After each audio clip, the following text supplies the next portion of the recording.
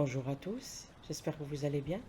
Aujourd'hui, nous allons découvrir une nouvelle histoire, inspirée très vaguement de faits réels, une histoire à suspense, sur fond d'enquête surprenante. Alors sans plus tarder, on va commencer. L'histoire s'intitule Le murmure venant du puits.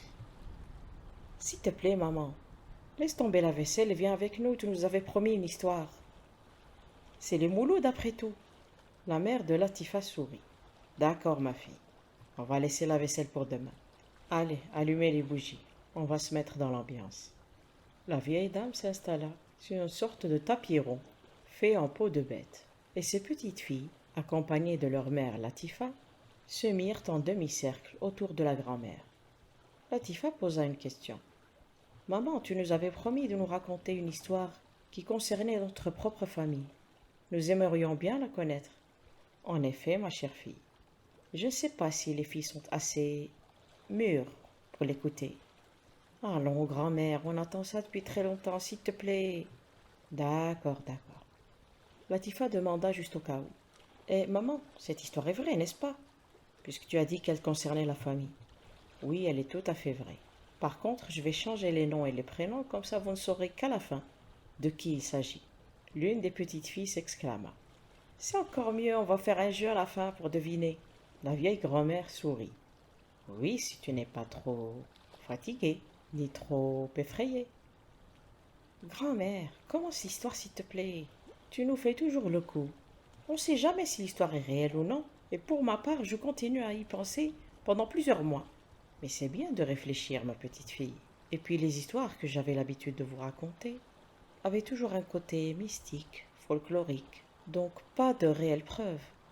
Alors je préfère que vous fassiez votre propre opinion. Mais celle de ce soir est vraie, n'est-ce pas?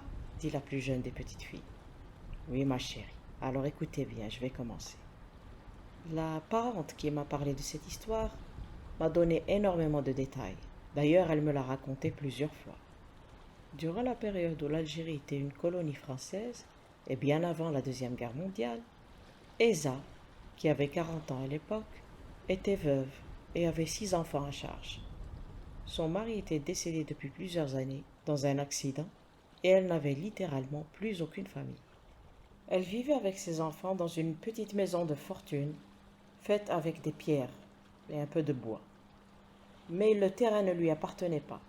En fait, il appartenait à un colon français, un certain monsieur Roulier, un riche entrepreneur, passionné de construction et d'expansion. En fait, Esa s'était retrouvée dans cette situation parce que son mari étant mort, le paiement du terrain par tranche avait cessé et monsieur Roulier avait par conséquent le droit de reprendre son bien. D'ailleurs, il achetait une à une les maisons aux alentours car il voulait en faire une zone industrielle. Esa, n'ayant aucun papier officiel, n'avait pas la loi de son côté. Certes, elle travaillait en tant que femme de ménage chez une riche famille, les Durand.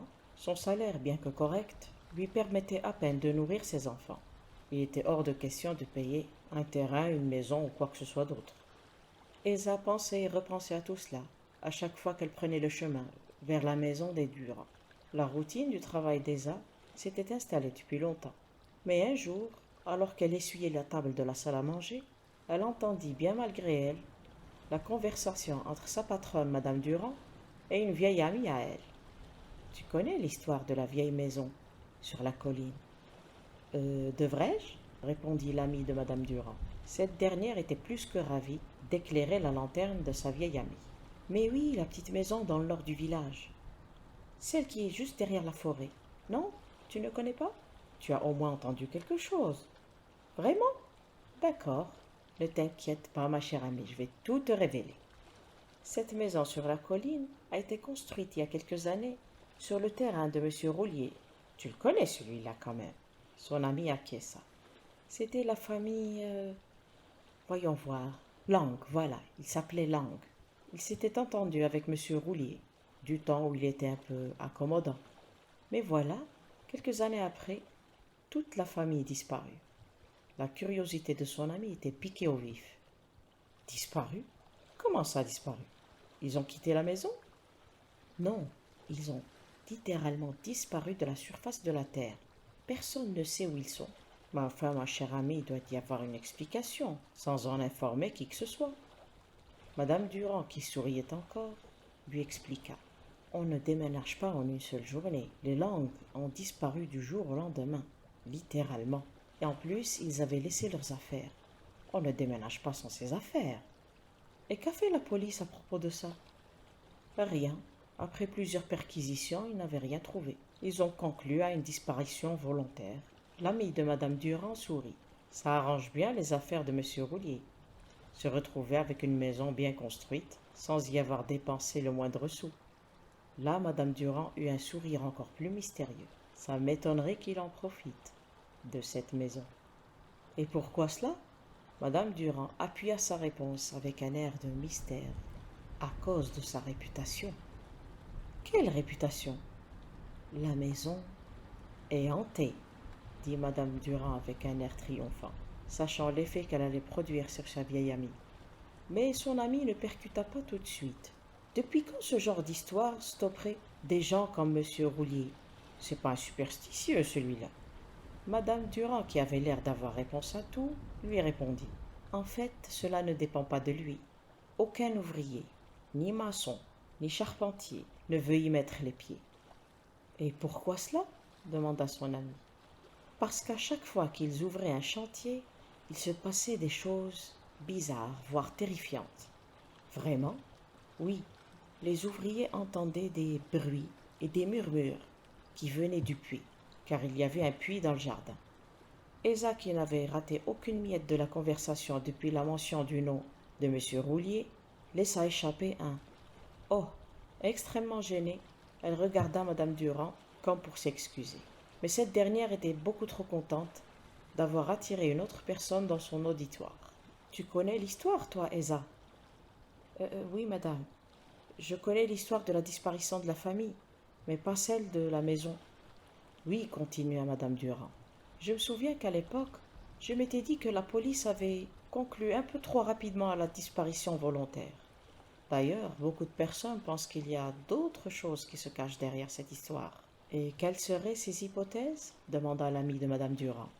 Eh bien, certains pensent que les membres de la famille avaient été tués et que leur maison serait hantée par leurs âmes. L'ami de Madame Durand dit avec une certaine méchanceté. Cela n'a pas dû arranger les affaires de Monsieur Roulier. Pour une fois qu'il se fait rouler, il se fait rouler par des fantômes. Madame Durand lui répondit en adoucissant un petit peu sa voix.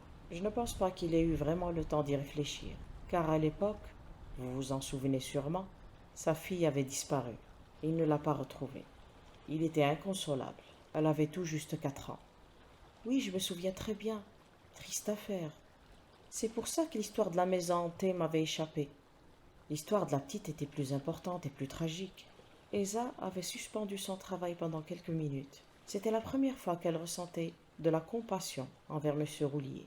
Jusqu'ici, elle n'avait vu en lui que celui qui allait la dégager de sa maison.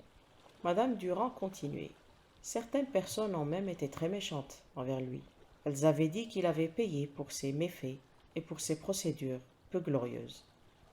Tu sais, ma chère amie, les enfants ne devraient jamais payer pour les fautes de leurs enfants.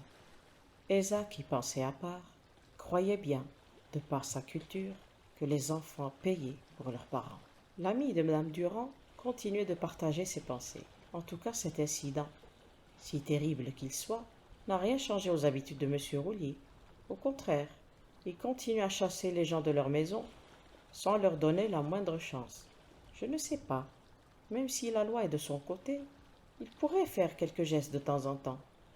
La discussion continua entre Madame Durand et son amie. Mais à présent, Esa n'y prêtait plus attention. Toutes ses pensées allaient vers cette maison dont personne ne voulait. Elle ne put s'empêcher d'y voir une opportunité. Mieux vaut une maison hantée que pas de maison du tout, pensa-t-elle. Personne n'oserait la chasser d'une maison hantée. Ce jour-là, Esa quitta la maison des Durand un peu plus tôt que d'habitude. Elle était très perturbée par cette histoire de maison, hantée mais vide. De plus, c'était une personne pratique. Elle ne se laissait pas entraîner rapidement dans la superstition. Je dois au moins essayer. Fin. C'est fini pour aujourd'hui. On se retrouve très bientôt pour la deuxième partie de l'histoire. et pour connaître ce qui attend Esa dans sa nouvelle demeure. J'espère que l'histoire vous a plu. N'hésitez pas à mettre un j'aime si le cœur vous en dit et à vous abonner pourquoi pas. Prenez soin de vous. Au revoir et merci.